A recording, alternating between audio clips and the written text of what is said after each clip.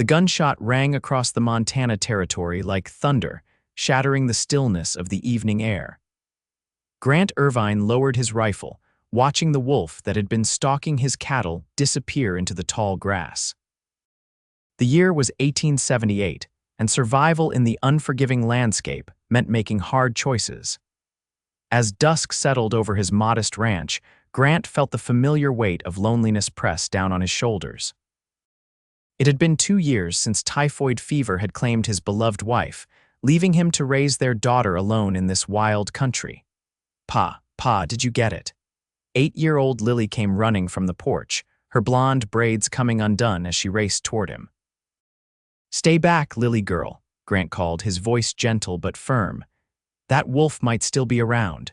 Grant Irvine was 32, with sun-weathered skin and eyes the color of a summer storm. The past 2 years had etched lines into his face that hadn't been there before, marks of grief and responsibility that came with being both mother and father to a child who deserved better than what he could give her. As they walked back to the cabin together, Grant noticed Lily's downcast expression. "What's troubling you, sweetheart? Emma Jenkins has pretty ribbons in her hair for school tomorrow," Lily said softly. "Ma used to do my hair special for the first day." Grant's heart constricted. He could break a wild horse, track game for miles, and protect his homestead from any threat, but the delicate task of braiding his daughter's hair for school remained beyond his capabilities. "I'll try again tonight," he promised, knowing his calloused fingers would likely fail her once more. Later that evening, as the oil lamp cast shadows across the wooden walls of their cabin, Grant sat behind Lily on a stool, attempting to weave her fine blonde hair into braids. His fingers fumbled with the strands, creating uneven lumps rather than the neat plaits his wife had once fashioned with ease. Tears welled in Lily's eyes as she reached up to feel the misshapen result. "It's all wrong," she whispered, her small shoulders beginning to shake. "I'm sorry, Lily," Grant said, his own voice thick with emotion. "I'm trying my best." Lily's silent tears broke into sobs. "I want Mama," she cried, and Grant could do nothing but hold her, his own eyes burning with unshed tears. The following morning, Grant woke before dawn to prepare Lily for her first day of the new school term. He had attempted another braid, but the result was even worse than the night before. Lily stood brave-faced by the door, her hair pulled back in a simple, uneven ponytail, clutching her slate and chalk. "You look just fine," Grant assured her, though the tremble of her lower lip told him she didn't believe him. The schoolhouse in Whispering Pines was a mile's ride from their ranch. Grant settled Lily on his horse Valor, and they set off in the crisp morning air. The town was beginning to stir as they arrived, shopkeepers opening their establishments and the blacksmith already at work, the rhythmic clanging of his hammer echoing through the street. As they approached the schoolhouse, Grant noticed a woman he hadn't seen before, standing by the steps. She was tall and slender, with chestnut hair pulled back neatly beneath a modest bonnet. She wore a simple blue dress, its collar high and proper, but there was something in her bearing that caught his attention, a quiet confidence that seemed out of place in their small frontier town. "Good morning," she called as they approached. "You must be one of my new students." Lily shrunk against Grant's leg, suddenly shy. "This is Lily Irvine," Grant said, placing a protective hand on his daughter's shoulder. "And I'm her father, Grant. Tessa Reynolds," the woman replied with a smile that transformed her serious face. "I'm the new schoolteacher." Grant found himself momentarily at a loss for words. Miss Reynolds had the most striking amber eyes he'd ever seen, warm and intelligent, studying them both with gentle interest. "It's Lily's first day back after the summer," Grant explained, finding his voice. "She's a bit nervous." Miss Reynolds knelt down to Lily's level, seemingly unconcerned about the dust on her clean dress. "Do you know what I think, Lily Irvine? I think you're going to have a wonderful day, but if you don't mind my saying, your hair seems to be trying to escape." Lily's hand flew self-consciously to her uneven ponytail. "Would you allow me to fix it for you?" Miss Reynolds asked. "I have some time before the bell rings." Lily looked up at Grant questioningly. He nodded, and Miss Reynolds led them to a bench beneath the schoolhouse's single oak tree. "My father was a rancher," she explained as she gently undid Lily's hair. I have 3 younger sisters. I've braided more hair than I can count. Grant watched in fascination as Miss Reynolds's fingers moved deftly through his daughter's blonde locks, weaving them into a perfect, even braid. She produced a blue ribbon from her pocket and tied it at the end with a flourish. "There," she said, turning Lily to face her. "You look lovely, Miss Irvine, absolutely lovely." For the first time that morning, Lily smiled a real smile that reached her eyes. "Thank you, Miss Reynolds," she said softly. "You're very welcome," the teacher replied. "Now, why don't you go inside and find your desk? I've put name cards out for everyone." As Lily scampered up the steps, Miss Reynolds turned to Grant. "She has beautiful hair, Mr. Irvine, like spun gold." "Like her mother's," Grant said, the words escaping before he could stop them. Something in Miss Reynolds's expression softened. "It must be difficult," she said quietly. "It is," Grant admitted. "There are some things a father can't replace." The school bell rang, saving him from elaborating further. "Thank you for your kindness to Lily," he said, tipping his hat. "It means more than you know." As he rode back to his ranch, Grant found himself thinking about the new schoolteacher's gentle hands and the way Lily had brightened under her attention. He pushed the thoughts aside. He had cattle to tend and fences to mend. There was no place in his life for noticing a schoolteacher's amber eyes or the kindness in her smile. The days grew shorter as September progressed. Grant found himself timing his afternoon chores so that he could pick Lily up from school. Each day, Miss Reynolds would be there, often with a kind word about Lily's progress or a question about how they were faring. One afternoon, as rain threatened overhead, Grant arrived to find Lily sitting on the schoolhouse steps, her face tear-stained. Miss Reynolds sat beside her, an arm around the child's thin shoulders. "What happened?" Grant asked, dismounting quickly. "Some of the boys were teasing her about her hair," Miss Reynolds explained, her voice tight with controlled anger. "I've dealt with them, but Lily was quite upset." "They said only babies wear ribbons," Lily sniffled. "And that my braids look stupid because they're not like everyone else's." Grant knelt before his daughter, his heart breaking at her distress. "Your braids are beautiful, Lily girl. And those boys are just jealous because their hair isn't half as pretty as yours." "That's what Miss Reynolds said," Lily replied, wiping her nose on her sleeve. "She says I'm special." "Miss Reynolds is right," Grant affirmed, glancing up at the teacher with gratitude. The sky chose that moment to open, rain beginning to fall in heavy drops. "You'd better get home before this worsens," Miss Reynolds said, rising and gathering her skirts. "Lily, remember what I told you about being brave?" Lily nodded solemnly. As Grant helped her onto Valor, he noticed Miss Reynolds preparing to walk home in the increasingly heavy downpour. "Miss Reynolds," he called, "may I offer you a ride to town?" She hesitated, glancing at the darkening sky. "I wouldn't want to impose." "It's no imposition," Grant assured her. "Valor can carry 3, and it's a far piece to walk in this weather." After a moment's consideration, she nodded. Grant helped her up behind him, trying to ignore the warmth of her hands at his waist as they rode toward town. "I live above the milliner's shop," she directed as they reached Whispering Pines' Main Street. The rain had soaked through her bonnet, and tendrils of chestnut hair clung to her cheeks. Grant pulled Valor to a stop in front of the shop. "Thank you again for looking after Lily," he said as he helped Miss Reynolds down. "She thinks the world of you." "She's a special child, Mr. Irvine," Miss Reynolds replied, her amber eyes serious, "and very brave. It can't be easy growing up without a mother." "No," Grant agreed, feeling the familiar ache. "It isn't." As they said their goodbyes, Grant couldn't help but notice the way Miss Reynolds's wet dress clung to her slender figure, revealing curves that her proper attire usually concealed. He quickly averted his gaze, ashamed of his improper thoughts. "Perhaps." Miss Reynolds began, then hesitated. "Perhaps Lily might like to come by after school sometimes. I could show her how to braid her own hair. It would give her some independence." "That's very kind," Grant said. "I'm sure she'd like that." As they rode home through the rain, Lily chattered excitedly about Miss Reynolds and her offer. Grant listened with half an ear, his mind filled with the memory of the schoolteacher's warmth pressed against his back during their brief ride. October arrived with golden leaves and crisp mornings. True to her word, Miss Reynolds began teaching Lily to braid her own hair after school. Grant would arrive to find them sitting together on the schoolhouse steps, Lily's fingers weaving clumsily through her teacher's chestnut locks as Miss Reynolds patiently guided her. One afternoon, Grant approached to find Lily beaming with pride.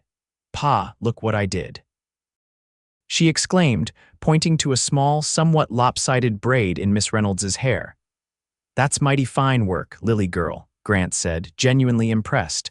"Miss Reynolds says I'm a natural," Lily announced proudly. "She most certainly is," Miss Reynolds agreed, her amber eyes meeting Grant's with a smile that made his heart beat faster. As October waned, Grant found himself thinking more and more about Tessa Reynolds. He told himself it was merely gratitude for her kindness to Lily, but in his heart, he knew it was more than that. She had awakened feelings he thought had died with his wife, feelings he wasn't sure he was ready to acknowledge, let alone act upon. The town's annual Harvest Festival arrived on the last Saturday of October. Whispering pines transformed for the occasion, with hay bales and pumpkins decorating the main street, and tables laden with pies and preserves set up in the town square. There would be dancing in the evening, a rare social event that the isolated community embraced with enthusiasm. "Can we go, Pa, please?" Lily begged when she heard her classmates discussing the festival. "Miss Reynolds says there will be apple bobbing and caramel apples and music." Unable to resist his daughter's excitement, Grant agreed. On the day of the festival, they rode into town with Lily chattering the entire way. She wore her best dress, and her hair was arranged in 2 neat braids, which she had mostly done herself with only minimal help from Grant. The town square was bustling when they arrived. Farmers displayed their finest produce, women sold homemade preserves and baked goods, and children darted between the stalls, their laughter ringing in the crisp autumn air. "Mr. Irvine, Lily." Miss Reynolds's voice called from near the schoolhouse's booth, where she was organizing children's games. She wore a rust-colored dress that complemented her chestnut hair, which was arranged in an elegant knot at the nape of her neck. A few tendrils had escaped, framing her face in a way that made her look younger and less like the serious schoolteacher Grant was accustomed to seeing. "Miss Reynolds," Lily ran to her teacher, eager to show off her braids. "I did them almost all by myself." "They're perfect," Miss Reynolds praised, examining the plaits. "You've become quite skilled." As Lily ran off to join her friends at the apple bobbing barrel, Grant found himself alone with Miss Reynolds for the first time. "You've done wonders for her confidence," he said, watching his daughter laugh with the other children. "I can't thank you enough." "It's been my pleasure," Miss Reynolds replied. "Lily is a joy to teach. She has such a bright, curious mind." "Like her mother," Grant said softly. Then, gathering his courage, he added, "Miss Reynolds, I was wondering if you might honor me with a dance this evening." A blush spread across her cheeks, making her even more beautiful. "I would like that very much, Mr. Irvine." "Grant," he said. "Please call me Grant." "Then you must call me Tessa," she replied, her amber eyes bright with something that made his heart quicken. As the sun began to set, lanterns were lit around the square, and the local musicians, a fiddler, a banjo player, and an accordion player set up on a small platform. Tables were pushed aside to create a dance floor, and couples began to gather. Grant found Tessa standing by the schoolhouse booth, watching the preparations with a wistful expression. He had left Lily with Emma Jenkins and her mother, who had promised to keep an eye on her during the dancing. "May I have this dance, Miss Reynolds?" he asked formally, extending his hand.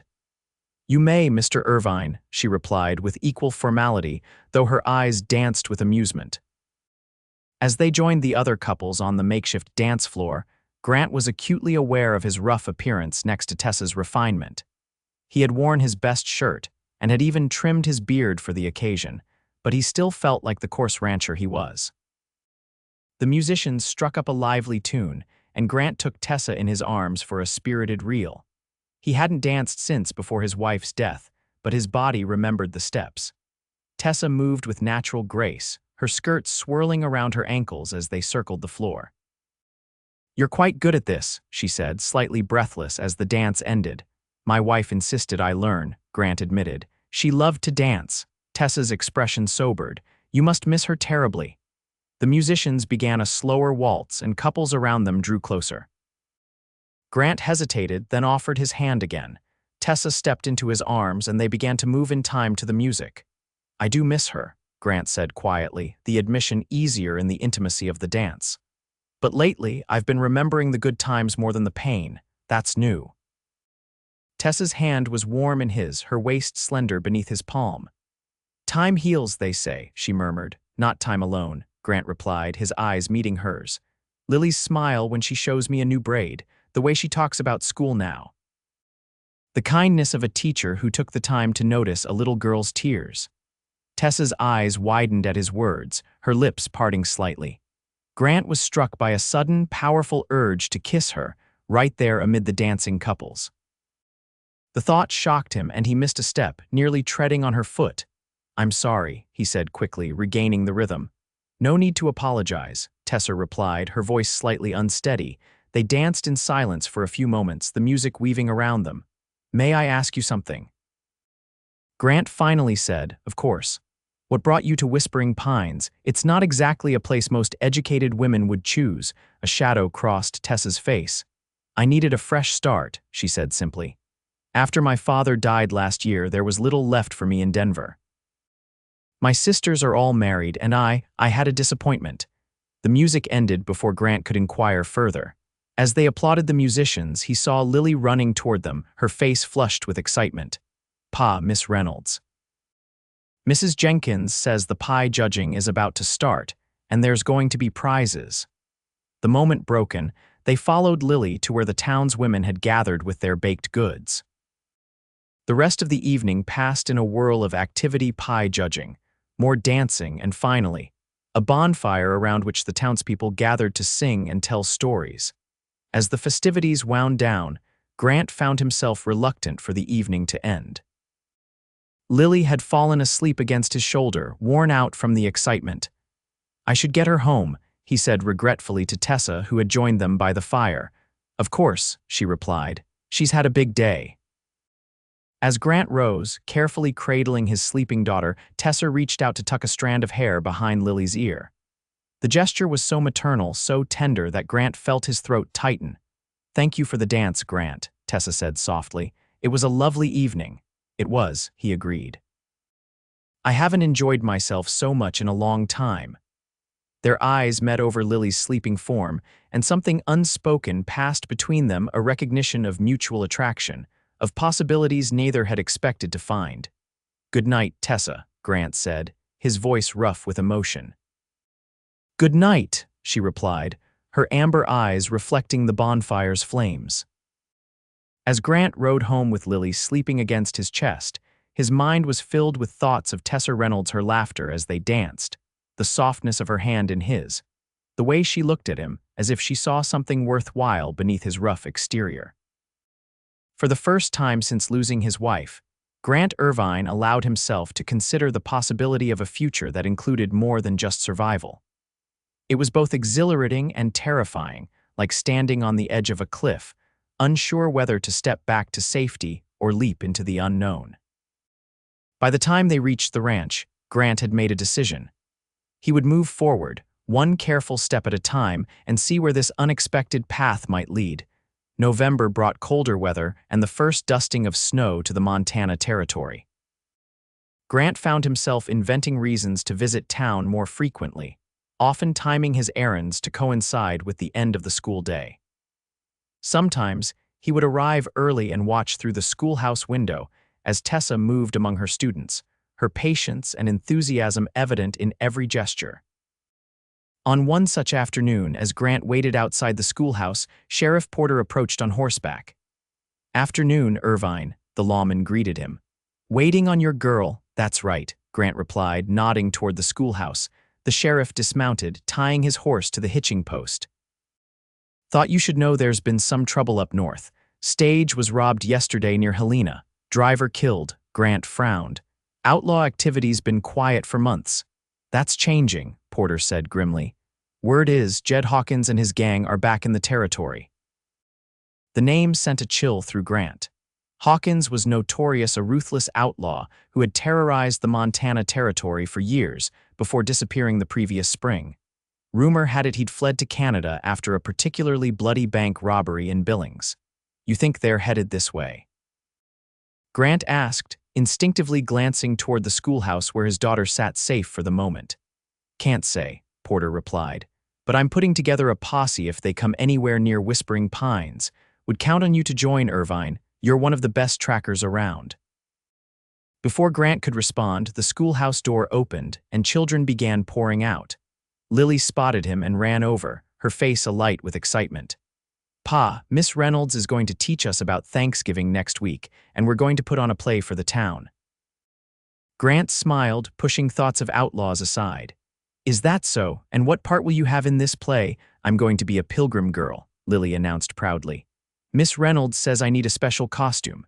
Tessa appeared in the schoolhouse doorway, watching their interaction with a smile. Grant tipped his hat to her, and she approached, her cheeks pink from the cold. I hope the costume won't be too much trouble, Mr. Irvine, she said. Nothing elaborate, just a simple dress and perhaps a white cap. I'm sure we can manage, Grant replied, though he had no idea how to create such things. His wife had been the one who sewed Lily's clothes. He had simply ordered fabric from the general store when needed. Tessa seemed to read his thoughts. Perhaps Mrs. Jenkins could help. Emma is also in the play, and she's offered to assist any families who need it. That's kind of her, Grant said, relieved. We'll speak with her. Sheriff Porter, who had been standing quietly by, cleared his throat. Miss Reynolds, good afternoon. Sheriff, Tessa acknowledged with a nod. Is everything all right? Just routine patrol, Porter replied, though his expression remained grave. Miss Reynolds, you might want to be extra vigilant about letting children wander off alone for a while. There's been some trouble up north. Tessa's eyes widened slightly, but she maintained her composure. I understand. Thank you for the warning. As the sheriff rode away, Tessa turned back to Grant, concern evident in her amber eyes. Is it serious? Grant hesitated, not wanting to frighten her but unwilling to lie. Could be nothing, he said, but it's always good to be careful. Lily, oblivious to the adult's concern, tugged at Grant's sleeve. Pa, can Miss Reynolds come for supper? Please, I want to show her my room and my books and Daisy. Grant was startled by the request. Lily, Miss Reynolds probably has plans of her own. Actually, Tessa interjected with a smile, I have no plans that can't be changed. I'd be delighted to come to supper if the invitation is genuine. Grant found himself both pleased and alarmed at the prospect. His cabin was humble at best, and his cooking skills were limited to the basics of frontier survival. We'd be honored, he said, despite his reservations. Though I should warn you, our fare is simple. The company is what matters, Tessa replied, her eyes meeting his with warmth that made his concerns seem trivial. They arranged for Grant to pick Tessa up from her lodgings the following evening. As they rode home, Lily chattered excitedly about the visit, listing all the things she wanted to show her teacher. Grant listened with half an ear, his mind occupied with thoughts of preparing the cabin for a guest, the first they'd had since his wife's passing. The place wasn't dirty, but it was Spartan, lacking the feminine touches that had once made it a home. The next day, Grant found himself cleaning with unusual thoroughness. He scrubbed the plank floors, dusted the sparse furniture, and even attempted to arrange wildflowers in a jar on the table. Lily watched his efforts with curiosity. Are you trying to make things pretty for Miss Reynolds, Pa? She asked as he struggled to set the table with their mismatched dishes. Just being hospitable, Lily girl, he replied, though the heat in his cheeks betrayed him. I think you like her, Lily said with the directness of childhood. Like Mr. Jenkins likes Mrs. Jenkins, Grant paused, unsure how to respond. Miss Reynolds is a fine teacher and a kind lady, he said carefully. It's natural to admire someone like that. Lily seemed to consider this. Mama would like her, she finally declared. She always said kind people are the best people. The simple statement hit Grant like a physical blow. He had never considered what his wife would think of his growing feelings for Tessa. The thought that she might approve brought unexpected tears to his eyes. Your mama was right about that, he managed to say, turning away to hide his emotion. When it was time to collect Tessa, Grant left Lily with stern instructions to stay inside until they returned. He rode into town feeling unaccountably nervous, like a boy calling on a girl for the first time. Tessa was waiting outside the milliner's shop, dressed in a simple blue dress with a white shawl against the evening chill. Her hair was arranged in a loose knot, a few tendrils framing her face in a way that made Grant's breath catch. "You look lovely," he said before he could stop himself. A blush colored her cheeks. "Thank you. It's not often I have an invitation to dinner." Grant helped her onto Valor, acutely aware of her closeness as she settled behind him, her arms around his waist for balance. The ride to the ranch was both too long and too short long enough for Grant to be thoroughly distracted by Tessa's warmth against his back, yet too short to prepare himself for the intimacy of having her in his home. Lily burst out of the cabin as they rode up, unable to contain her excitement. "Miss Reynolds, you came. Come see my room and my books and Daisy. Daisy's my doll that Ma made me before she went to heaven." Tessa dismounted with Grant's assistance, laughing at Lily's enthusiasm. "I want to see everything, Lily, but perhaps we should let your father catch his breath first." Inside, Grant was relieved to see that the cabin looked better than he'd feared. The fire in the hearth cast a warm glow over the simple furnishings, and the wildflowers on the table added a touch of color to the rustic interior. "What a lovely home," Tessa said, her eyes taking in the details: the handmade quilts on the beds, the shelf of well-worn books, the small collection of carved wooden animals that Grant had made for Lily. "It's not much," Grant began, but Tessa shook her head. "It's a home," she said simply. "That's what matters." Lily insisted on giving Tessa a tour, proudly showing off her small room with its narrow bed and pine chest of drawers. She brought out Daisy, a cloth doll with yarn hair and a dress made from scraps of calico. "Ma made her for my 5th birthday," Lily explained. "She said Daisy would always keep me company, even when she and Pa had to work." Tessa examined the doll with appropriate reverence. "She's beautiful, Lily. Your mother was very talented." "She was the best at everything," Lily said matter-of-factly. "Pa says I look just like her." "I can see that," Tessa replied gently. "You have the same golden hair and bright spirit." Grant, watching from the doorway, felt a lump form in his throat. Tessa handled Lily's memories of her mother with such grace, neither dismissing them nor allowing them to cast a shadow over the present moment. Supper was a simple affair: venison stew, cornbread, and preserved peaches for dessert. Grant had worried about the food, but Tessa ate with genuine appreciation, complimenting his cooking in a way that made him absurdly proud. The conversation flowed easily, centered mostly around Lily and school, but occasionally venturing into more personal territory. Grant learned that Tessa had grown up on a ranch near Denver, that she had studied to be a teacher in St. Louis, and that she had 3 married sisters, all with children of their own. "Do you miss them?" Lily asked as they finished the peaches. "Your sisters and their babies." "Very much," Tessa admitted, "especially around the holidays, but letters help and I'm making new friends here." Her eyes met Grant's across the table, and he felt a warmth that had nothing to do with the fire in the hearth. After supper, as Lily showed Tessa her collection of pine cones and interesting rocks gathered from around the ranch, Grant found himself studying the schoolteacher with new eyes. She fit into their home as if she belonged there, her laughter mingling with Lily's in a way that made the cabin feel more alive than it had in years. When it came time for Lily's bedtime, the girl surprised them both by asking Tessa to read her a story. "Pa reads to me every night," she explained, "but he doesn't do the voices like you do at school." Tessa glanced at Grant, seeking permission. He nodded, handing her the book of fairy tales that had been his wife's. Sitting on the edge of Lily's bed, Tessa read Beauty and the Beast with such animation that even Grant was captivated. Her voice changed for each character, and her expressions brought the story to life. Lily watched with rapt attention, her eyes growing heavy despite her determination to stay awake. By the time the beast transformed back into a prince, Lily was asleep, her small hand still clutching Daisy. Tessa carefully closed the book and rose, tucking the blanket more securely around the child. "She's wonderful, Grant," she whispered as they moved away from the bed. "So bright and resilient." "She's had to be," Grant replied, looking back at his sleeping daughter. "It hasn't been easy for her."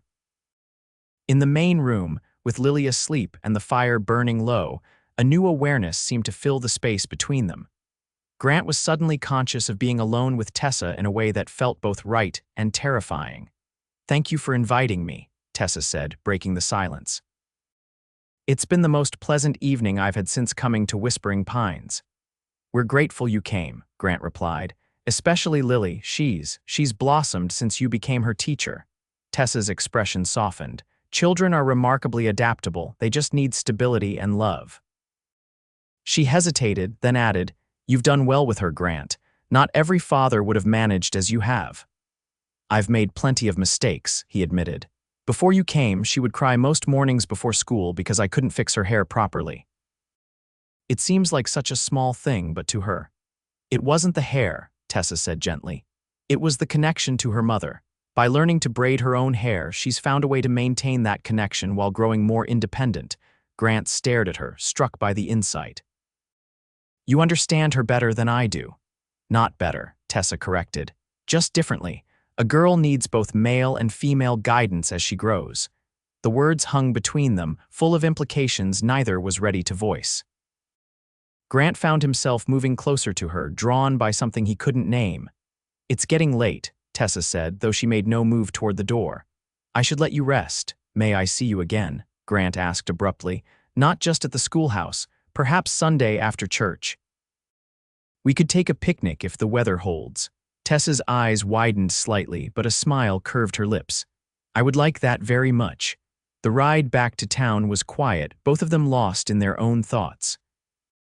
When they reached the milliner's shop, Grant helped Tessa down, his hands lingering at her waist longer than necessary. "Good night, Grant," she said softly, looking up at him with those amber eyes that seemed to see straight through to his soul. "Good night, Tessa," he replied. Then, gathering his courage, he bent and placed a gentle kiss on her cheek, feeling her skin warm beneath his lips. As he rode home through the darkness, Grant felt lighter than he had in years.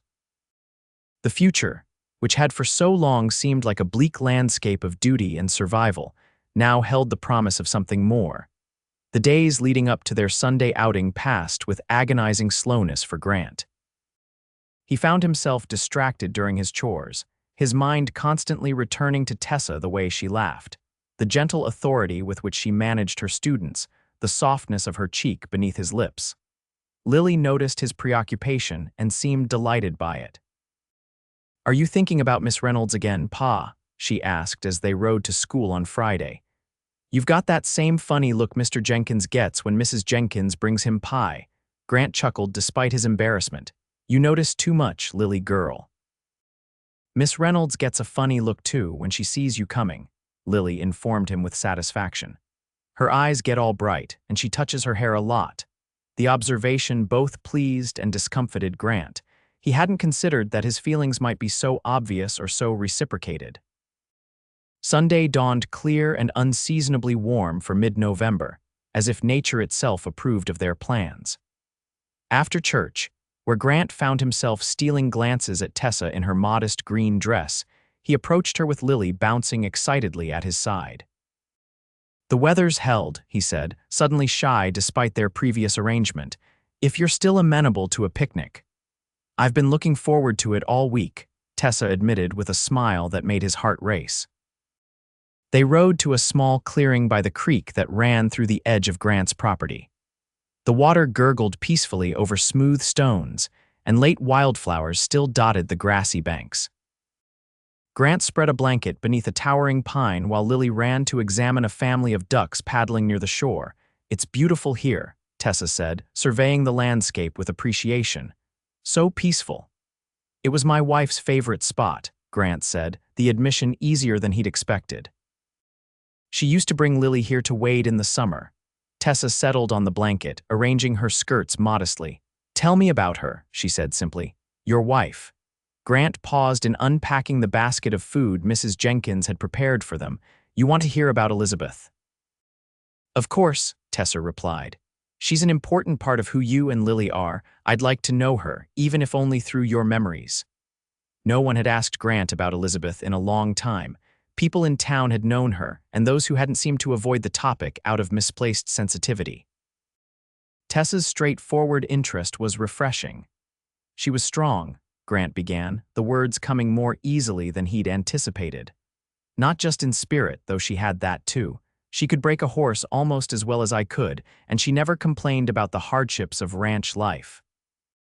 As they ate the simple meal of cold chicken, biscuits, and apple tarts, Grant found himself sharing stories about Elizabeth, how they'd met when he delivered supplies to her father's ranch, their courtship and marriage, their early struggles to establish their own homestead. "She sounds remarkable," Tessa said when he finally fell silent. "It's no wonder Lily is such a spirited child." "Elizabeth would have liked you," Grant said, the realization striking him with certainty. "She always valued education." "She taught at the schoolhouse herself for a while before Lily was born." Tessa's eyes widened. "I didn't know that. She had plans for Lily to go to college someday," Grant continued. "Said our daughter shouldn't be limited by being born on the frontier." "That's still possible," Tessa said thoughtfully. "Lily is exceptionally bright. With the right guidance, she could achieve whatever she sets her mind to." They watched as Lily attempted to coax a duck closer to the shore, her childish voice carrying across the water. The sight filled Grant with a contentment he hadn't expected to feel again. "May I ask you something personal?" he said, turning back to Tessa, of course. "You mentioned a disappointment in Denver, was it? Was there someone?" Tessa's expression clouded slightly. "Yes," she admitted. "I was engaged to be married last year. He was a banker, very respectable. The match pleased my father greatly." Grant waited, sensing there was more to the story. "When my father fell ill, I postponed the wedding to care for him," Tessa continued. "Richard, my fiancé, was understanding at first. But as father's illness dragged on, he became impatient. He suggested I place my father in an asylum so we could proceed with our plans." "That doesn't sound very understanding," Grant observed. "No," Tessa agreed. "When I refused, he gave me an ultimatum, him or my father.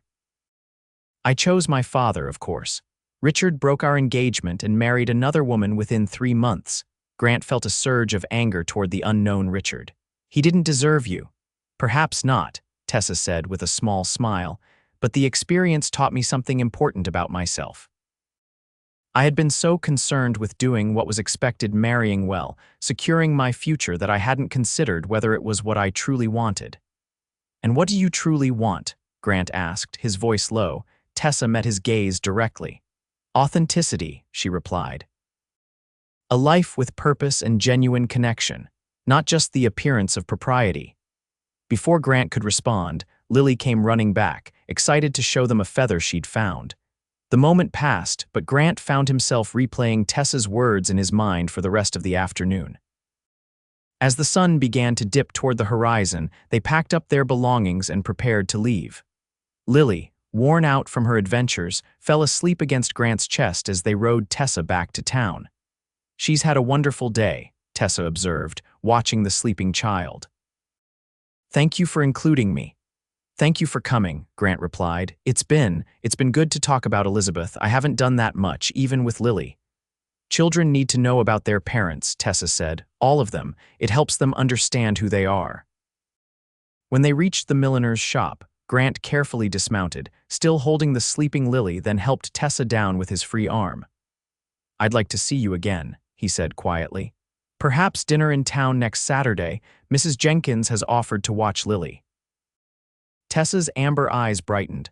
"I'd like that very much." This time it was Tessa who leaned forward and placed a gentle kiss on Grant's cheek. "Good night, Grant," she whispered, her breath warm against his skin. "Good night, Tessa," he replied, watching as she disappeared into the building.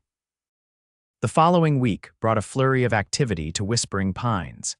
The Thanksgiving play preparations were in full swing, with Tessa orchestrating rehearsals after school each day. Lily came home each evening full of excitement about her role and the costume Mrs. Jenkins was helping to create. Grant, meanwhile, found himself counting the days until Saturday.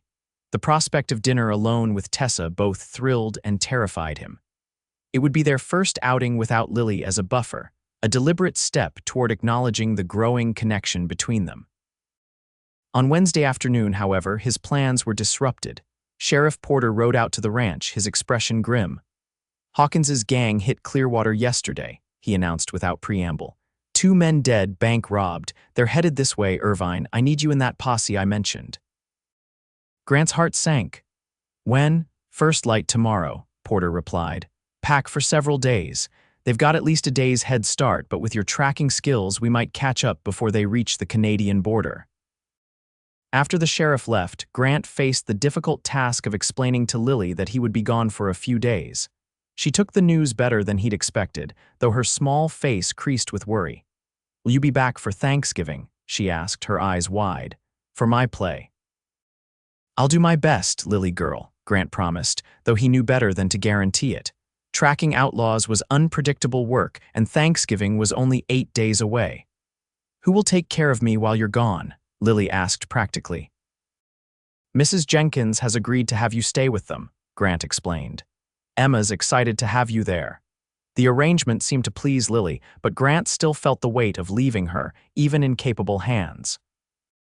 That evening, after settling his daughter in bed, he rode into town to inform Tessa of the change in plans.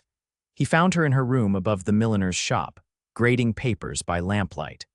When she opened the door to his knock, her initial smile of welcome faded at the sight of his grave expression. What's happened? She asked, inviting him inside. The room was small but neat, with a narrow bed, a writing desk, and a bookshelf crammed with volumes.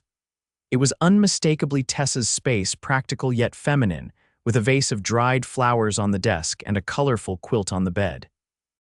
Sheriff Porter is forming a posse, Grant explained. Jed Hawkins and his gang robbed the bank in Clearwater yesterday. 2 men were killed. Tessa's hand flew to her mouth. How terrible, and you're joining the posse, Grant nodded. Porter asked for me specifically. I'm one of the few in the area with extensive tracking experience. We leave at dawn tomorrow. How long will you be gone? Tessa asked, concern evident in her amber eyes. Hard to say. A few days at least, possibly longer. Grant ran a hand through his hair in frustration. I'm sorry about Saturday, and I promised Lily I'd try to be back for Thanksgiving, but don't apologize, Tessa said firmly. You're doing what needs to be done. Lily will understand. She's staying with the Jenkins family, Grant said, but I wondered if you might look in on her. She trusts you, and it would mean a lot to her and to me knowing you were keeping an eye on her.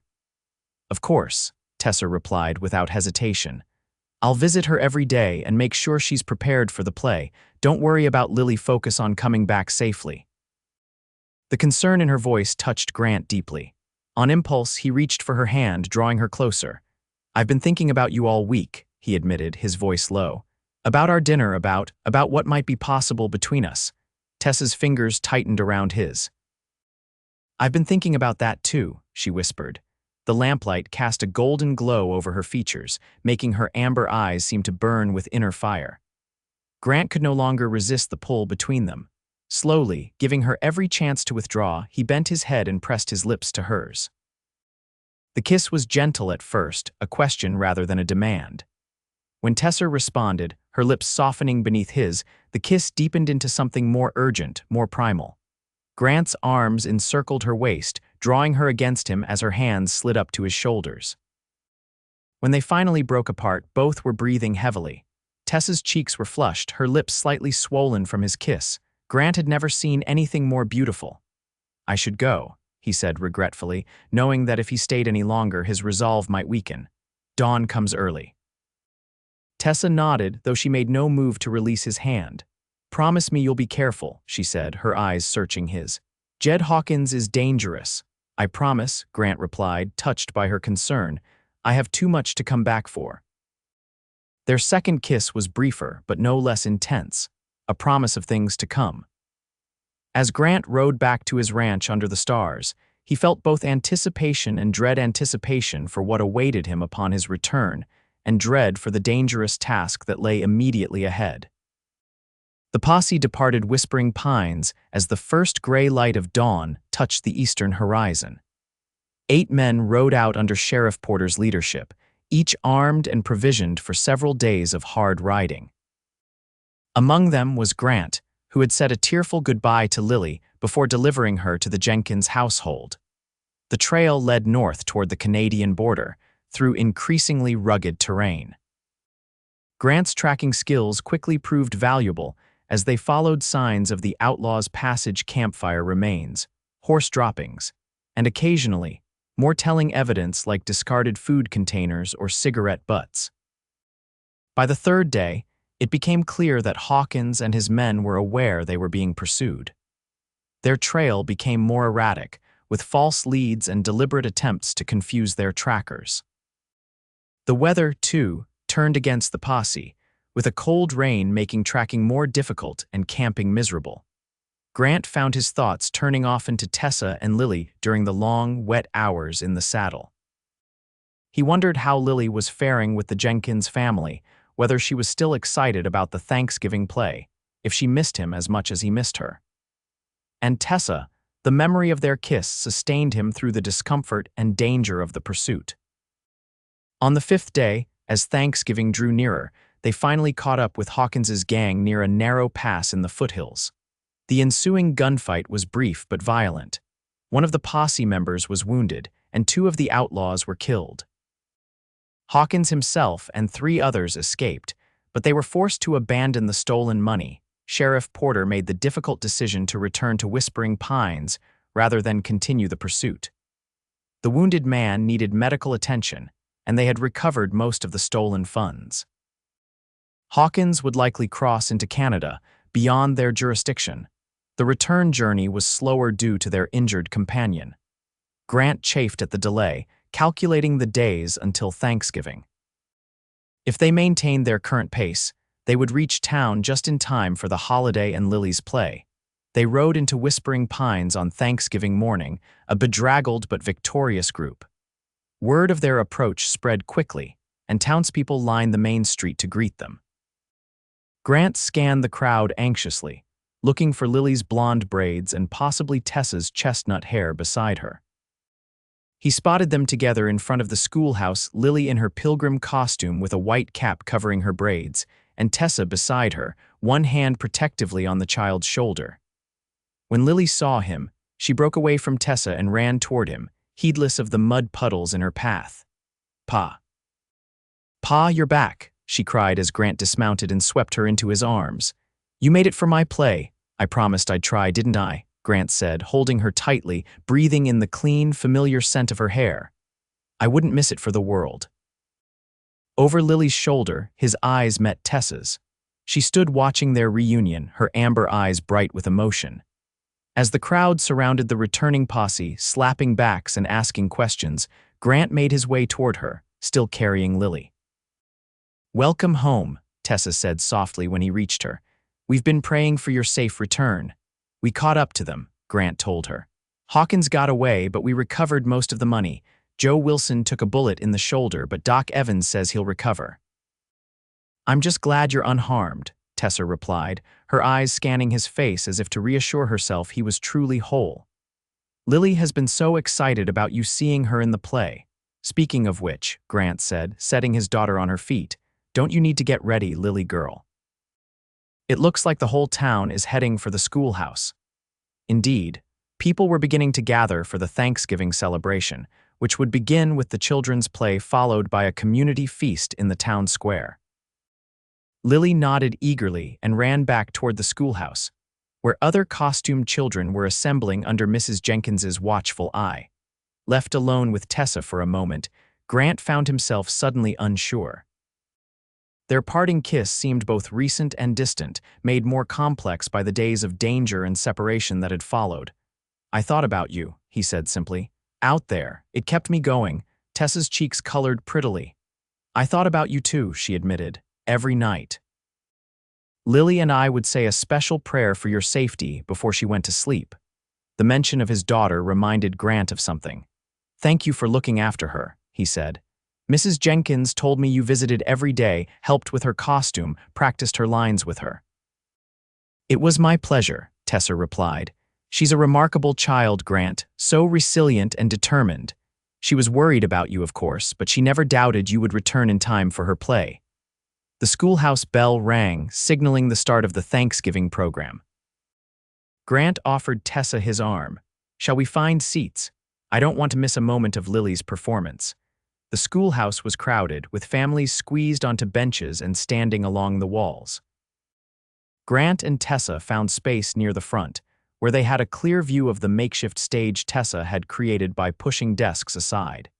The play was charming in its simplicity, a retelling of the first Thanksgiving, with the children portraying pilgrims and Native Americans sharing a harvest feast. Lily delivered her few lines with such earnestness that Grant felt his throat tighten with pride.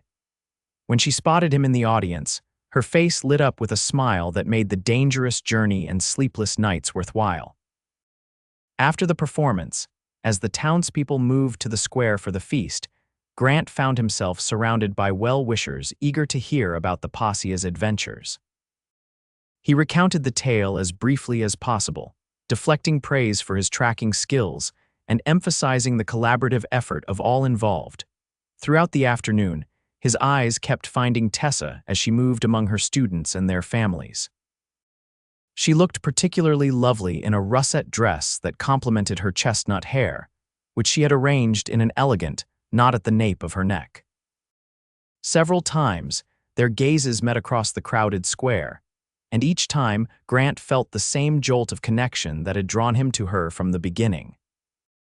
As dusk approached and the feast wound down, Grant managed to extricate himself from a conversation with the town banker and make his way to where Tessa stood talking with Mrs. Jenkins. "Might I have a word, Miss Reynolds?" he asked formally, aware of the curious eyes watching them. "Of course, Mr. Irvine," Tessa replied with equal formality, though her eyes danced with private amusement. They walked to the edge of the square where a large oak tree provided a semblance of privacy. Lily was playing a game of tag with Emma Jenkins and several other children, her white cap askew and her cheeks flushed with excitement. "I want to reschedule our dinner," Grant said without preamble. "Tomorrow night, if you're available." Tessa's smile was answer enough, but she nodded. "I'd like that very much. And there's something else," Grant continued, gathering his courage, "something I've been thinking about while I was away." "Oh," Tessa's amber eyes were curious. "I'd like to court you properly, Tessa Reynolds," Grant said, the words coming out in a rush. "With the intention of seeing where this might lead, if you're amenable." Tessa's eyes widened, and for a terrifying moment, Grant feared he had misread her feelings, moved too quickly. Then her face broke into a radiant smile that dispelled his doubts. "I am very amenable, Grant Irvine," she replied, her voice soft but certain. "Very amenable indeed." Grant wanted nothing more than to kiss her then, but the public setting and watching eyes made him hesitate. Instead, he took her hand and pressed it briefly to his lips, a gesture both proper and intimate. "Tomorrow evening, then," he said. "I'll call for you at 6. As they rejoined the Thanksgiving celebration, Grant felt a contentment that went beyond the satisfaction of a successful mission or the joy of watching his daughter's happiness. For the first time in 2 years, he could look toward the future with genuine hope. The courtship of Grant Irvine and Tessa Reynolds became the subject of gentle gossip in Whispering Pines over the weeks that followed. They began with Saturday dinners at the hotel restaurant, graduated to Sunday drives in Grant's wagon, and soon established a comfortable routine that included Tessa joining the Irvines for supper several times a week. Lily, far from being jealous of the attention her father paid to Miss Reynolds, seemed delighted by the development. She took to referring to them as my pa and Miss Tessa when speaking to her friends, and often invented transparent excuses to leave them alone together. As Christmas approached, the schoolhouse became the center of preparations for the holiday pageant. Tessa threw herself into organizing the event with characteristic enthusiasm, recruiting parents to help with costumes and sets, and assigning parts that showcased each child's strengths. Lily, to her immense pride, was cast as Mary in the nativity scene. "Miss Tessa says I have to be very solemn and dignified," she informed Grant seriously as they rode home from school one afternoon, "because Mary had a big responsibility." "Indeed she did," Grant agreed, hiding his amusement at his daughter's earnest expression. "And I'm sure you'll be the most dignified Mary Whispering Pines has ever seen." The pageant was scheduled for the evening of December 23rd, allowing families to enjoy Christmas Eve and Christmas Day in their homes. Grant found himself looking forward to the holiday with an anticipation he hadn't felt since Elizabeth's death. The cabin seemed less empty now, brightened by Tessa's frequent visits and Lily's renewed exuberance. On the evening of the pageant, a light snow began to fall as Grant and Lily made their way to the schoolhouse. The building glowed with lamplight, and the sounds of excited children and chattering parents spilled out into the crisp night air. Inside, controlled chaos reigned as Tessa and Mrs. Jenkins attempted to organize the costumed children. Tessa spotted them immediately and made her way through the crowd, looking harried but happy in a green dress that brought out the warmth in her amber eyes. "Lily, there you are. Joseph is looking for you. It's almost time to take your positions," she said, adjusting the blue shawl that served as Lily's costume. Then, turning to Grant with a smile that made his heart race, "We've saved you a seat in the front row." The pageant was a success despite, or perhaps because of the charming imperfections that come with children's performances. A sheep forgot his lines, one of the wise men dropped his gift, and the angel Gabriel's wings kept slipping sideways. But Lily, as Mary, maintained her dignified solemnity throughout, cradling the doll that represented baby Jesus with such tender care that many in the audience, including Grant, found themselves blinking back tears. After the performance, as parents collected their costumed children and prepared to head home through the gently falling snow, Grant waited patiently for Tessa to complete her duties as director. When she finally approached him, looking tired but satisfied, he took her hand and led her to a quiet corner. "You've worked wonders with them," he said, nodding toward the departing children. "Especially Lily. I've never seen her so confident." "She's a natural," Tessa replied with a fond smile. "She has a gift for understanding the emotional heart of a story." Grant nodded, then reached into his coat pocket. "I have something for you," he said, suddenly nervous. "An early Christmas gift. I wanted to give it to you privately before tomorrow's celebrations." He withdrew a small package wrapped in brown paper and tied with a red ribbon. Tessa looked surprised but pleased as she accepted it. "May I open it now?" she asked, her amber eyes bright with curiosity.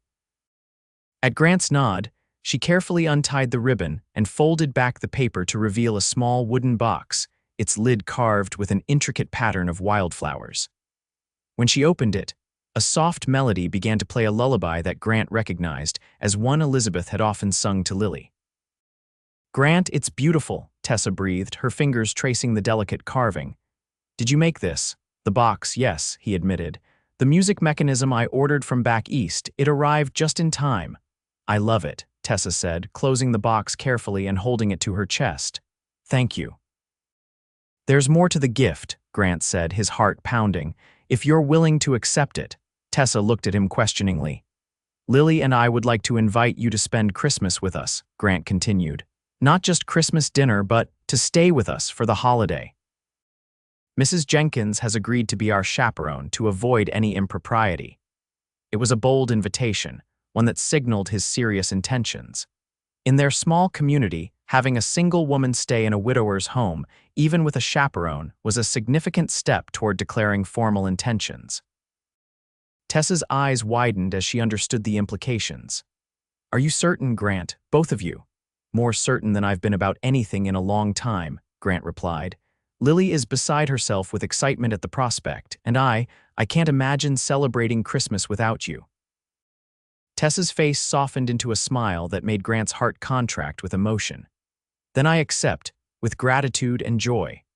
The snowfall had increased during the pageant, blanketing Whispering Pines in a pristine white layer that muffled sounds and transformed the familiar town into a wonderland. As they left the schoolhouse, with Lily skipping ahead of them, Grant offered Tessa his arm. She took it, drawing closer to him than propriety might strictly allow, but the cold night provided a convenient excuse. "I have another gift for you," Tessa said as they walked through the softly falling snow, "but it's at my lodgings. Perhaps I could bring it tomorrow when I come for Christmas." "I look forward to it," Grant replied, covering her gloved hand with his own, "though having you with us is gift enough." Tessa's amber eyes met his, full of emotion that matched his own. "These past weeks have been the happiest I can remember," she said softly. You and Lily have become so dear to me." Grant stopped walking, turning to face her as snowflakes gathered on her bonnet and eyelashes. "And you to us," he said, his voice rough with feeling. "More than I can express." He bent and kissed her there in the middle of the snowy street, heedless of who might see. Tessa's lips were cold at first, then warm against his, her response igniting a fire within him that the winter night couldn't diminish. They were brought back to reality by Lily's giggles. She had turned back to find them and now stood watching with undisguised delight. "Are you going to marry Miss Tessa, Pa?" she asked boldly. "Because Emma Jenkins says you are, and I told her I didn't know, but I hope so." Grant felt heat rise in his face that had nothing to do with the kiss. "Lily Irvine, that's not a proper question to ask in the middle of the street." "But are you?" Lily persisted, unabashed. Tessa's soft laughter eased the moment's awkwardness. "Your father and I are very fond of each other, Lily," she said diplomatically. "But such decisions take time and careful consideration." This seemed to satisfy Lily, who nodded seriously before skipping ahead once more. "I apologize for my daughter's directness," Grant said as they resumed walking. "She gets that from her mother." "Never apologize for Lily's spirit," Tessa replied warmly. "It's one of the things I love most about her." The word love hung in the air between them, significant in its casualness. Grant found himself wondering if Tessa had used it deliberately, if she might feel for Lily and perhaps for him what he was increasingly certain he felt for her. The following day, Christmas Eve, dawned clear and cold, the snow from the previous night sparkling in the winter sunlight. Grant and Lily spent the morning preparing the cabin for their guest, placing fresh pine boughs on the mantel, setting out their best dishes, and making the small bedroom that had once been Elizabeth's ready for Tessa's stay. Lily insisted on arranging and rearranging the sprig of mistletoe they had hung in the doorway, a tradition that Elizabeth had always maintained. "It has to be just right, Pa," she explained seriously, "so you can kiss Miss Tessa when she arrives." Grant chuckled at his daughter's transparent matchmaking. "I'm not sure Miss Tessa would appreciate being ambushed with kisses the moment she walks through the door." "She will," Lily assured him with the confidence of someone who had clearly discussed the matter extensively with her friends. "Emma says ladies like being kissed under the mistletoe. It's romantic." By mid-afternoon, everything was ready. The cabin smelled of pine and the venison stew simmering on the stove. A small fir tree stood in the corner, decorated with paper stars that Lily had made at school and a few precious glass ornaments that had belonged to Elizabeth's family. When a wagon approached outside, Lily flew to the window. "They're here, Pa, they're here." Grant smoothed his freshly trimmed beard and straightened his best shirt before opening the door. Mrs. Jenkins's husband had driven the women out from town in his wagon. Tessa sat beside Mrs. Jenkins, a trunk and several packages at their feet, her cheeks pink from the cold. "Merry Christmas, Grant," she called as he helped her down from the wagon. "Thank you for having us." "The pleasure is ours," Grant replied, unable to stop the smile that spread across his face at the sight of her. Mrs. Jenkins, a plump, motherly woman in her 50s, descended with Grant's assistance, beaming at the decorations visible through the open door. My, you and Lily have been busy. It looks just lovely." As Mr. Jenkins unloaded the trunk and packages, Lily practically danced with excitement. Come in. We have mistletoe." Tessa laughed at the child's enthusiasm but paused beneath the doorway as instructed, glancing up at the sprig of greenery with a knowing smile. "It appears I've been caught," she said, her amber eyes meeting Grant's with mischievous warmth. Grant was acutely aware of the Jenkinses watching with benevolent interest, but he couldn't disappoint Lily or pass up the opportunity. He stepped forward and placed a chaste kiss on Tessa's cheek, though his eyes promised more when they didn't have an audience. "Merry Christmas, Tessa," he said softly. "Merry Christmas, Grant," she replied, her voice equally low. The afternoon passed in a whirl of activity as they prepared for Christmas Eve supper. Mrs. Jenkins took command of the kitchen, enlisting Tessa and Lily as her assistants. The cabin filled with delicious aromas, and the sounds of feminine chatter and laughter, sounds that had been absent for too long. Grant found himself watching Tessa as she moved about his home, her presence filling spaces that had seemed empty for years. She fit there, he realized, as if she had always belonged. The thought both thrilled and terrified him. After supper, they gathered around the fire while Grant read the Christmas story from the family Bible. Lily, despite her excitement, began to nod off halfway through, her head drooping against Tessa's shoulder. When Grant finished reading, Tessa smoothed Lily's hair gently. "I think someone is ready for bed," she observed. "Santa won't come until you're asleep, you know." Lily roused herself enough to protest. "I'm not tired," even as she yawned widely. "Of course not," Tessa agreed solemnly. "But perhaps you'd let me help you get ready for bed anyway, just to be prepared when you do get tired." This compromise appealed to Lily, who allowed Tessa to lead her to her small bedroom. Grant and Mrs. Jenkins exchanged amused glances as they listened to the murmur of voices from behind the door, Lily's high, excited tones, and Tessa's gentle responses. When Tessa emerged some time later, she was smiling. "She's finally asleep," she reported, "but not before extracting a promise that I'd wake her at the very first light of Christmas morning. That child has always had the gift of negotiation," Mrs. Jenkins observed with a chuckle. "Now, if you'll excuse me, I believe I'll retire as well. These old bones need their rest." After showing Mrs. Jenkins to Elizabeth's former room, which she would share with Tessa, Grant found himself alone with Tessa for the first time that day. She stood by the Christmas tree, adjusting one of Lily's paper stars. "It's a beautiful tree," she said as he approached. "Simple but perfect." "Lily insisted on decorating it herself," Grant replied. "She has very definite ideas about how Christmas should be." "She's remarkable, Grant," Tessa said, turning to face him. "So full of life and love, you've done a wonderful job with her." "I've done my best," Grant admitted, "but she's missed having a woman's influence until you came along." Tessa's amber eyes softened at his words. "I've come to care for her deeply," she said, "as I have for her father." Grant took her hands in his, drawing her closer. "I have something I need to say, Tessa," he began, his heart pounding. "Something I've been working up the courage to tell you." "I'm listening," she said, her eyes never leaving his face. "When Elizabeth died, I thought that part of my life was over," Grant said slowly. "The part where I loved someone completely, where I built a future with them. I resigned myself to raising Lily alone, to doing my duty without expecting happiness for myself." Tessa's hands tightened around his, encouraging him to continue. "Then you came to Whispering Pines," Grant went on, "and everything changed. The way you braided Lily's hair that first day, the kindness in your eyes, the strength I saw in you. It woke something in me I thought was gone forever." He took a deep breath, gathering his courage for the words that would change everything. "I love you, Tessa Reynolds. I love your mind, your heart, your spirit. I love the way you are with Lily, the way you see the best in everyone around you. I love the life I can imagine building with you if you'll have me." Tessa's eyes filled with tears, but her smile was radiant. "Oh, Grant," she whispered, "I love you too. So much. I came to Whispering Pines looking for a fresh start, but I found so much more. I found a home. I found family. I found you." Grant pulled her into his arms, his lips finding hers in a kiss that expressed everything words couldn't: the joy of finding love again, the promise of a shared future, the certainty that what they had found together was rare and precious. When they finally broke apart, both breathless, Grant rested his forehead against hers.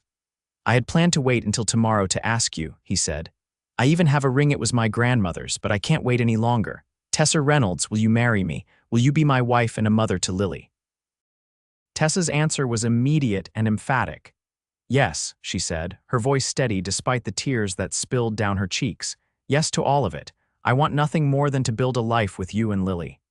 Their second kiss was deeper, filled with the promise of their future together. It might have led to more had they not been reminded of Mrs. Jenkins's presence by a discreet cough from the hallway. "I believe I'll make us some tea before bed," the older woman announced, emerging from the shadows with a knowing smile. "Unless you young people would prefer to be alone." Grant reluctantly released Tessa, though he kept one arm around her waist. "Tea would be welcome, Mrs. Jenkins," he said, unable to keep the happiness from his voice.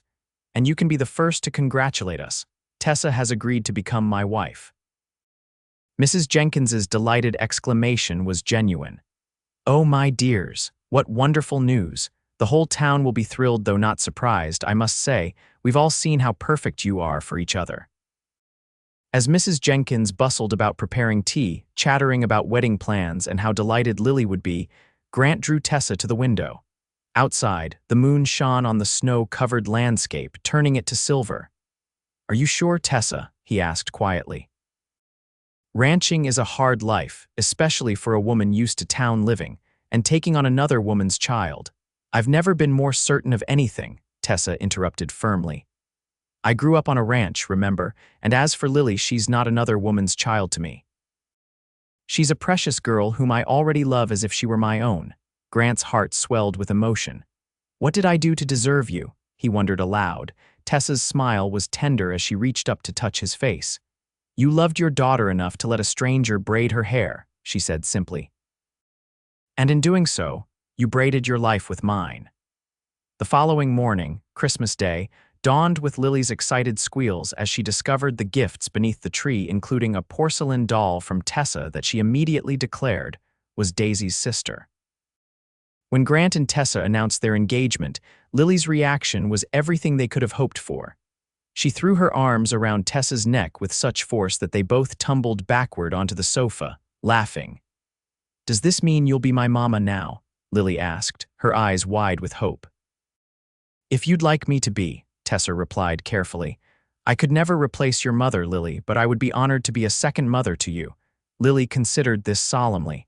"I think Mama would like that," she decided. "She always said everyone needs someone to love them. And now Pa has you, and I have both of you." As the morning progressed, neighbors began to arrive with Christmas greetings and small gifts. News of the engagement spread quickly, and each visitor offered congratulations and well wishes. By noon, it seemed half the town had passed through the Irvine cabin, all genuinely delighted by the match. Sheriff Porter, stopping by with a basket of his wife's Christmas cookies, pulled Grant aside with a grin. "About time, Irvine," he said, clapping him on the shoulder. "The whole town's been waiting for you to come to your senses. Miss Reynolds is a fine woman." "The finest," Grant agreed, his eyes finding Tessa across the room where she was showing Mrs. Wilson how to properly braid Lily's hair. In the afternoon, after the visitors had departed and Mrs. Jenkins was napping, Grant took Tessa and Lily for a sleigh ride across the snow-covered ranch. The day was crisp and clear, the world around them a glittering wonderland under the winter sun. As they glided across the snow, Lily chattering happily between them, Grant felt a contentment that went beyond happiness. This was rightness, a sense that the pieces of his life, which had been shattered by Elizabeth's death, were finally falling back into place, not in the same pattern, but in a new design that honored the past while embracing the future. They stopped at the creek, frozen now and sparkling in the sunlight. It was here that he had brought Tessa on their first picnic, where he had spoken of Elizabeth and begun to open his heart again. "It's so beautiful," Tessa said, her breath making clouds in the cold air. "Like a fairy tale landscape. It's our land," Lily corrected proudly. "And now it's yours too, Miss Tessa. I mean, should I call you Mama now?" Tessa knelt in the snow to meet Lily's eyes. "You can call me whatever feels right to you," she said gently. "Tessa is fine, or Miss Tessa. And if someday you want to call me Mama, that would be a great honor, but there's no hurry." Lily nodded thoughtfully. "I think I'll try different names and see what fits best," she decided, like trying on dresses. As Lily wandered a few steps away to examine an icicle hanging from a tree branch, Grant drew Tessa to her feet and into his arms. "Have I told you today how much I love you?" he murmured against her hair. "Yes, but I don't mind hearing it again," Tessa replied, her eyes shining up at him. "I love you, Tessa Reynolds, soon to be Irvine," Grant said, his voice husky with emotion. "And I will spend the rest of my life showing you just how much." "I'm counting on it," Tessa whispered before his lips claimed hers in a kiss that promised a lifetime of love. Spring arrived in the Montana Territory with its usual capriciousness warm. Sunny days followed by sudden snowstorms, muddy roads that froze overnight, and the first tender green shoots pushing through the soil despite nature's indecision. The wedding was set for Easter Saturday, a time of renewal that seemed fitting for their new beginning. Tessa continued teaching at the schoolhouse while preparations for the ceremony progressed, though she spent most evenings and weekends at the Irvine ranch, with Mrs. Jenkins serving as chaperone until propriety was satisfied by marriage. As the wedding day approached, Lily became increasingly excited about her role as flower girl. She practiced walking solemnly down an imaginary aisle, scattering rose petals represented by scraps of colored paper with great concentration. "You must look very dignified," she informed Tessa seriously one evening as they sat by the fire. "Like Mary in the Nativity, because this is an important day." "Very important," Tessa agreed, hiding her amusement at the child's earnestness. "But also joyful, don't you think?" Lily considered this. "Yes," she decided. "Dignified but joyful, like when you're very happy but trying not to giggle in church." The description was so apt that both Tessa and Grant burst into laughter, causing Lily to look momentarily confused before joining in. These evenings of quiet domesticity had become precious to all of them, Lily working on her lessons under Tessa's guidance, Grant carving or mending tack by the fire, the three of them sharing stories and plans for the future. It was a glimpse of the life they would soon share permanently, and Grant often found himself watching Tessa and Lily together, his heart full of gratitude for this second chance at family happiness. On the night before the wedding, after Lily had been tucked into bed, Grant and Tessa stood on the porch of the cabin, looking out at the star-filled sky. Tomorrow, Tessa would return to town to prepare for the ceremony, maintaining the tradition that the groom should not see the bride on their wedding day until she walked down the aisle. "Are you nervous?" Grant asked, his arm around her waist. "Not about marrying you," Tessa replied, leaning into his embrace. "Though I must admit to some anxiety about the ceremony itself. The whole town will be watching. They'll be too busy eating Mrs. Jenkins's wedding cake to pay much attention to us," Grant assured her with a smile. Tessa laughed softly. "That cake has taken on mythic proportions. Mrs. Jenkins has been testing recipes for months." They stood in comfortable silence for a few moments, listening to the night sounds of the ranch, the distant lowing of cattle, the rustle of wind through the pines, the occasional hoot of an owl. "I have something for you," Grant said finally, reaching into his pocket. "A wedding gift, though I wanted to give it to you privately before tomorrow." He withdrew a small velvet pouch and placed it in Tessa's palm. She opened it carefully, tipping the contents into her hand. A gold locket gleamed in the moonlight, its surface etched with an intricate floral design. "It's beautiful," Tessa breathed, examining the delicate workmanship. "Open it," Grant encouraged softly. Inside the locket were two tiny portraits on one side, a small painting of Lily, her blonde braids and bright smile captured perfectly, on the other, a lock of golden hair, carefully coiled and secured beneath a glass cover.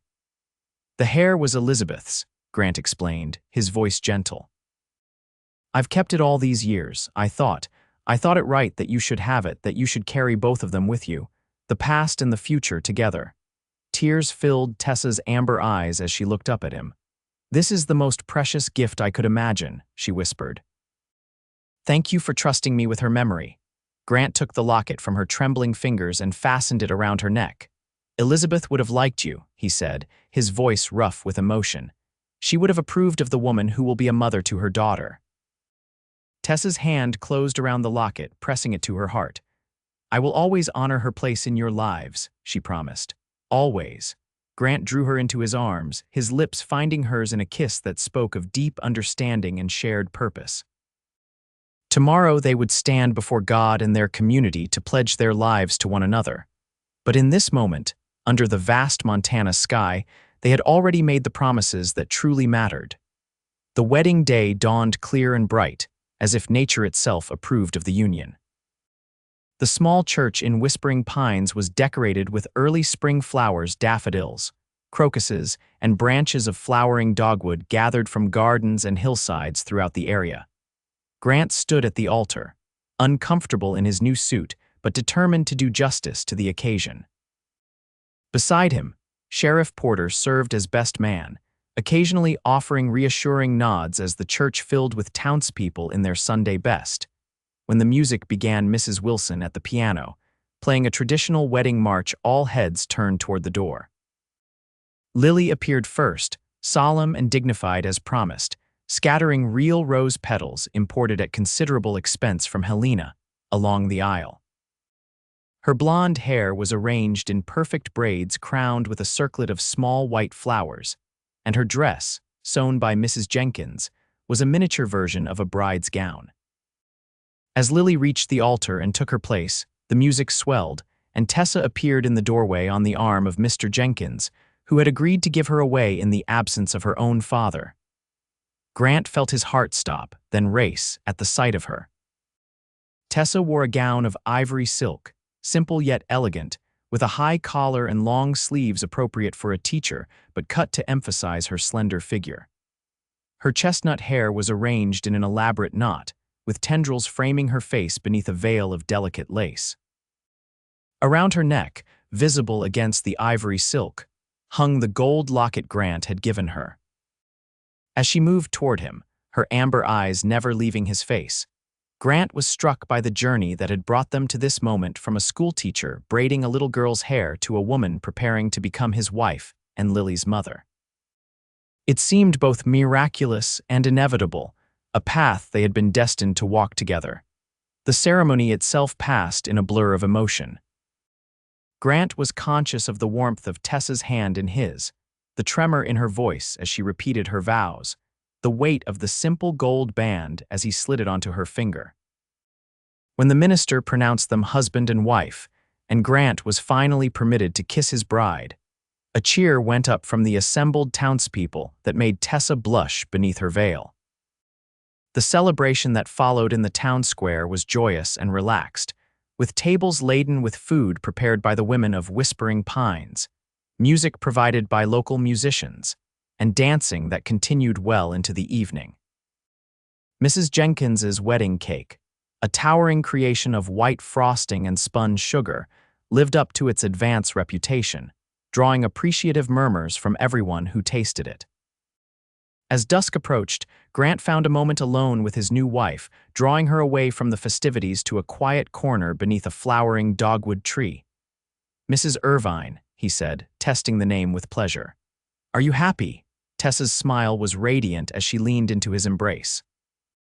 "Happier than I ever imagined possible," she assured him. "Though I admit to some eagerness to begin our life together, just the three of us." Grant glanced toward the dancing, where Lily was being twirled by Sheriff Porter, her laughter carrying across the square. "She's having the time of her life," he observed, "but I think she'll be ready to go home soon. It's been a long day for a little girl." "Home," Tessa repeated softly. "Our home. It still feels like a dream sometimes." "If it is a dream," Grant said, bending to kiss her lightly, "then I pray we never wake from it." The first year of their marriage brought changes both expected and surprising. Tessa completed the school term, then made the difficult decision to resign from teaching to focus on her new role as wife and mother. The school board expressed regret at losing her, but understood her choice. Life on the ranch settled into a rhythm that incorporated elements of both Grant's and Tessa's backgrounds. The cabin was gradually transformed with Tessa's feminine touches, curtains at the windows, a braided rug before the hearth, shelves filled with books that she read aloud on winter evenings. Yet she embraced ranch life with enthusiasm, learning to ride astride rather than side saddle, helping with the vegetable garden that she expanded significantly, and even assisting with the cattle when extra hands were needed. Lily thrived under Tessa's guidance, her natural intelligence nurtured by continued lessons at home after she returned from school. She had settled on calling Tessa Mama Tess, a compromise that acknowledged both her birth mother's place in her heart and the maternal role Tessa now filled. In the late summer, as the first anniversary of their meeting approached, Tessa shared news that brought fresh joy to their household. She was expecting a child, due in the early spring. Lily's reaction to the announcement was one of unbridled excitement. "A baby brother or sister," she exclaimed, dancing around the kitchen. I'll teach them everything, Mama Tess, how to braid hair and read books and find the best fishing spots. Grant's response was more measured, his happiness tempered by concern for Tessa's health and the memories of Elizabeth's difficult pregnancy with Lily. But Tessa's radiant confidence eased his fears. "This is meant to be, Grant," she assured him. "I can feel it." As Tessa's body changed with the growing life within her, Grant found himself falling in love with her all over again. There was something profoundly moving about watching her nurture their child, about the way she would rest her hands protectively over her expanding belly, the serene smile that often played about her lips as she felt the baby move. In the evenings, the three of them would sit by the fire, Lily often pressing her ear to Tessa's stomach to talk to the baby.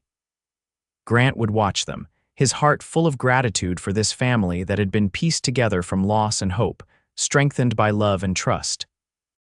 When the first snows of winter arrived, Grant began preparations for the birth, determined that Tessa would have every comfort possible. He enlarged their bedroom, adding a small adjoining nursery, and ordered a cradle from the carpenter in town, crafted from the same pine as the cabin itself. Christmas came and went, a joyous celebration made more special by the anticipation of the new arrival. Tessa, now in her 7th month, moved more slowly but remained in good spirits, her amber eyes bright with excitement for the future.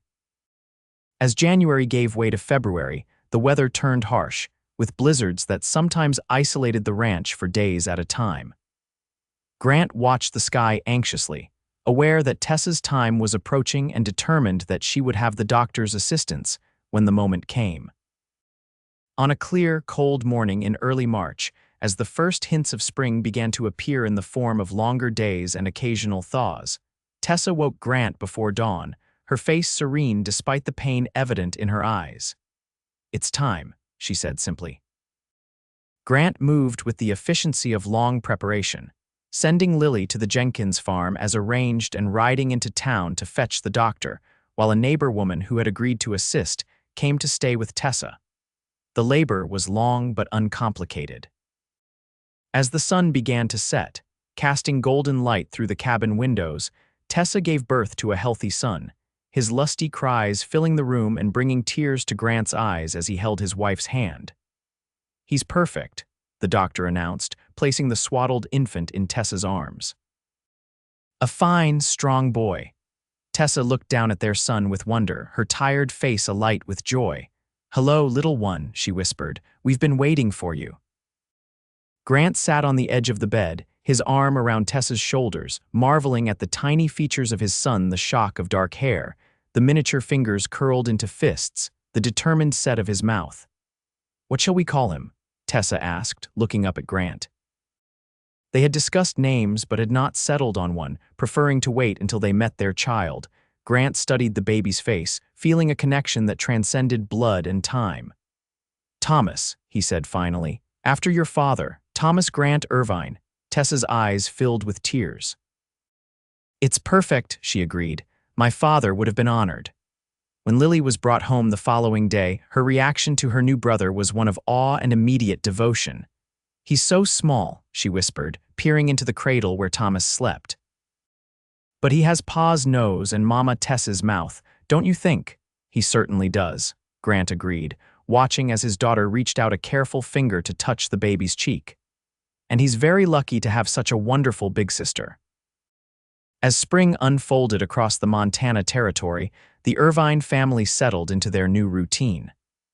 Thomas proved to be a good-natured baby, quick to smile and slow to cry. Tessa recovered her strength rapidly, soon moving about the cabin with her usual efficiency, the baby often cradled in one arm as she directed Lily's lessons or prepared meals. Grant found himself watching his family with a sense of wonder that never diminished.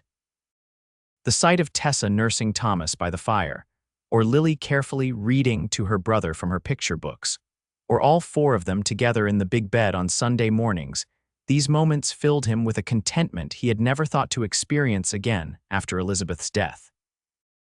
One evening in late April, as they sat on the porch watching the sunset paint the distant mountains in shades of gold and purple, Tessa turned to Grant with a thoughtful expression.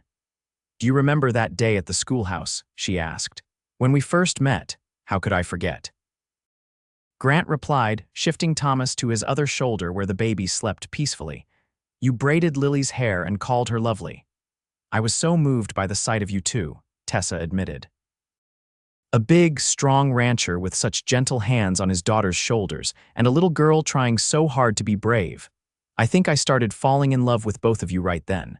Grant reached for her hand, linking their fingers together. I was captivated by your kindness, he said. And terrified by how quickly you made me feel things I thought were buried with Elizabeth. And now look at us, Tessa said softly, her amber eyes taking in the scene. Grant with Thomas sleeping against his chest, Lily playing with her doll on the porch steps, the ranch stretching out before them, bathed in the evening light. A family built from broken pieces made whole again. More than whole, Grant corrected, bringing her hand to his lips. Stronger for having been broken and reforged, like the Japanese pottery you told Lily about, where they mend cracks with gold, making the piece more beautiful than before. Tessa smiled, leaning against him as they watched the sun slip behind the mountains. Kintsugi, she murmured, the art of precious scars. As darkness fell over the Montana territory, the lights in the Irvine cabin burned warm and bright, a beacon of hope and love in the vast wilderness. Inside, a family created from grief and chance, strengthened by compassion and understanding, continued the everyday miracle of building a life together, one braid, one kiss, one shared moment at a time.